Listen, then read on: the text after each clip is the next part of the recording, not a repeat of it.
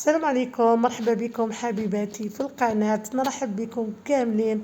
نقولكم واش راكم بخير ومهنيين. انا راني في نعمة والحمد لله. اليوم حبيباتي جيتكم بهذه الوصفة تاع الشوفلور بدون لحوم، وصفة يعني قراطة اقتصادي يعني وسهل وبزاف بنين. ان شاء الله تعجبكم الوصفة. هنا نبداو بعد الصلاة والسلام على رسول الله في تحضير القراطة تاعنا. هنا عندي راس تاع الشوفلور اللي فيه حوالي كيلو، نتوما ديروا على حسب افراد العائلة. بعد ما نقيته ما شاركت معكم باش ما يجينيش يعني الفيديو طويل بزاف. بعد ما نقيته وغسلته مليح قطرته درتو يفور. من الاحسن هاد الوصفه نفوروا الشوفلور تاعنا ما نغلوش باش ما يرقدناش الماء. هذه يا حبيباتي. هنا بعد ما برد لي تماما نتبلو. درت شويه فلفل اسود، شويه تاع كزبر مرحي، وكذلك على راس الملعقه فقط تاع الكمون. ما نكثروش الكمون باش ما يطغاناش يعني على الذوق تاع القراطه تاعنا. درت كذلك شويه تاع الملح، ما كثرتش لانه درت له يعني كنت ملحته شويه كي كان يفور. ودرت له كذلك المعدنوس هذه يا حبيباتي. وضفت له 2 ملاعق كبار تاع لاشابلور اللي هي الخبز اليابس الملحي. هنا راني غير بالايادي من ما نضغطش عليه بزاف باش ما يجينيش يعني يتلق لي كامل، يعني ما نفوروه يقعد فيه الماء. يعني نعبزو غير شويه هكا بالايادي. وهذاك اللي يجي السلوج هذاك ديالو اللي يجي يابس نحوه كيما شفتوني. هنا جبت حبه تاع البيض، عندي شويه تاع الخبز الملحي اليابس، عندي الفارينه اللي هي الطحين الابيض، وعندي حبيبه تاع البيض. حنا نديرو غير حبه تاع البيض لانها هاد الحبه راح تكفي وتكفي. ضفت لها حوالي ملعقه تاع كبيره تاع الحليب هنا. وعندي كذلك الجبن الابيض. كيما راكم تشوفوا حبيباتي ناخذ كميه من يعني من الشوفلور تاعنا. درت فيها شويه تاع الجبن الابيض بعد ما درت هكذا حفره في يدي هذه يا حبيباتي. درت هذاك الشوفلور كيما راكم تشوفوا، ودرت له هكذا حفره في الوسط، ودرت هذاك الجبن. من بعد نرمدو في الطاحين الابيض اللي هي الفارينه، من بعد نديرو في البيض، وكذلك نرمدو في لاشابلور هكذا حبيباتي. نتوما تحبوا يعني تصغروا الحبات تاعكم تاني راح يجوا بزاف هايلين. انا جربته يعني درتو كرات صغار جاني هايل.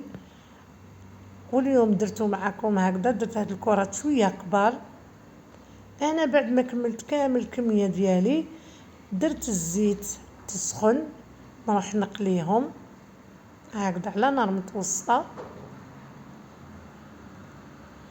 كيما راكم تشوفوا حبيباتي خلوا الزيت تاعكم حتى تسخن، وشوفوا ما راح يشربوا لكم الزيت ما والو، راح يجوا بزاف خفاف وكذلك بنان. تحبوا تقدموهم حبيباتي هكذا غير بلا لاصوص، تقدموهم غير يعني هكذا تاكلوهم سخونين يجوا روعه في البنه. هنا نخليهم حبيباتي حتى يدوا لي اللون الذهبي. ما نقعدش نقلب فيهم، ما تخافوش منهم، هم صحين يتحلوا، ولكن باش ما نفسدوا لهمش يعني الشكل ديالهم. صدقوني حبيباتي هاد القراطه يجي روعه في البنه بزاف بزاف بزاف بنين. يعني تجربوها على ضمانتي. وليداتكم ولا ما ياكلوكم الشوفلور ما راحينش يحسوا بلي هذا الشوفلور، صدقوني حبيباتي. هكذا نخليهم حتى يدوا لي اللون الذهبي.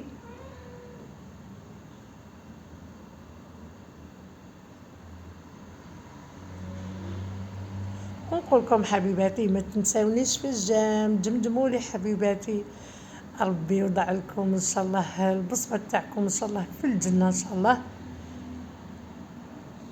هم هذا المنبر نترحموا كامل على الشهداء اللي توفوا في ولايه بشار في الجنوب. الجزائري يعني نتيجة الفيضانات. نقول لهم ربي يرحمكم إن شاء الله ويصبر أهلكم. سمحوا لي حبيباتي على هذه الأصوات،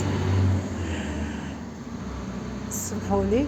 كما قلت لكم حبيباتي نترحموا كامل عليهم، نقول لهم ان شاء الله راهم في الجنه ان شاء الله، انه الغارق يعتبر شهيد ان شاء الله. كما قلت لكم يا ربي ان شاء الله يصبر اهلهم، وان شاء الله امطار خير على بلادنا ان شاء الله. هذه هي حبيباتي. بعد ما قليت كامل هذوك الكرات اللي يعني تاع الشوفلور، هنا ناخذ المقله ديالي ندير فيها شويه تاع الزيت، حوالي 3 ملاعق كبار تاع الزيت. ندير ملعقه صغيره تاع الطماطم المصبره. كيما تشوفوا حبيباتي هنا عندي حوالي 5 فصوص هكاك تاع الثوم كنت قطعتها. من الاحسن قطعوها حبيباتي ما ترحوهاش باش ما تحرق لكمش كي تكونوا تقلوا هكذا في الطوماطيش او تقلوا في الطماطم. هذه يا حبيباتي نقلي شويه هذيك الطوماطيش المصبره مع الثوم. من بعد نضيف لها يعني الطوماطيش تاع الحب، كنت رحيت حوالي 2 حبات تاع طوماطيش، ونضيفها للصلصه ديالي او للثومه هذيك ومعجون الطماطم.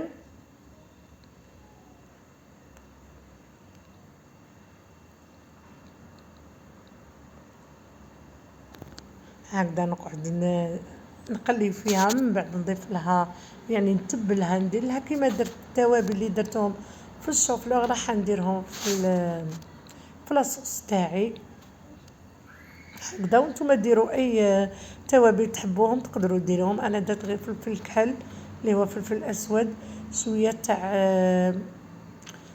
القزبر ملحي، وشويه فقط تاع الكمون ما نكترش.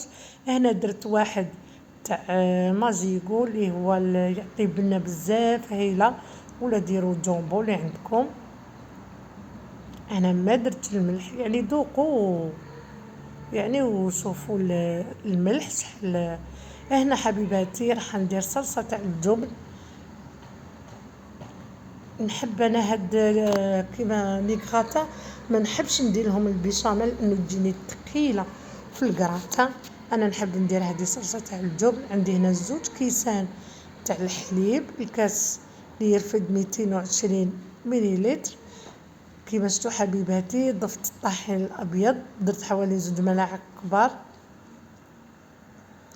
ضفت كذلك شويه تاع فلفل اسود، نديها فوق النار ونقعد يعني نحرك فيها حتى تتقال. من بعد نضيف لها يعني الجبن اللي عندي. هنا بعد ما يعني طابت لي الصلصه ديالي، انا حبيباتي ما شاركتكمش كي درت لها، سمحوا لي ما درت لها الزعتره والرند. هنا ندير في المول ديالي اللي يدخل الفوق ندير شويه تاع الصلصه هذيك تاع لاصوص، وندير هذوك الحبات تاع الشوفلور. هنا هاي ليك هذيك الصلصه تاعي بعد ما تقالت لي. هنا ضفت لها هذاك الجبن الابيض اللي قعد لي. نزيد نضيف لها هكذا حبيباتي شويه تاع الجبن المرحي اللي عندكم، شيدر بودان اللي عندكم حبيباتي ديروه. يعني عفوا قد ما تكثروا الفرماج او الجبن راح تجيكم بنينه. ما تنساوش حبيباتي الملح في هاد الصلصه تاع الجبن. هكذا نفرغ كامل فوق هاد الكرات ديالي وغطيهم كامل بهاد الصلصه.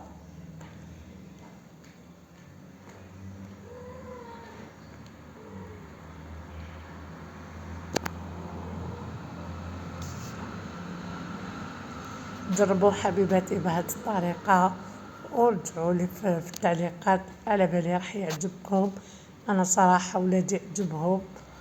انا شوفوا حبيباتي انا ما يعني الكغاتا كامل نحبهم، ولكن انا المشكل تاعي في ولادي.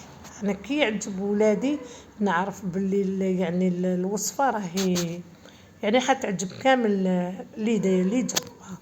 هذه هي حبيباتي. هنا نضيف شويه تاع الجبن من الفوق اللي عندكم كما قلت لكم حبيباتي. انا كان عندي هنا هذا الشيدر ولكن شويه ما دابليش مليح، يعني النوعيه تاعو شويه ماشي. هذه هي غالياتي. هنا بعد ما الطابلي دخلته للفوق، سخنت الفور تاعي على 200 درجه، يعني ما تخلوش يطول حتى يدي لكم هذيك التحميره خفيفه. نحو لانه كلش فيه راهو طايب، ما تخلوش حتى ينشف لكم.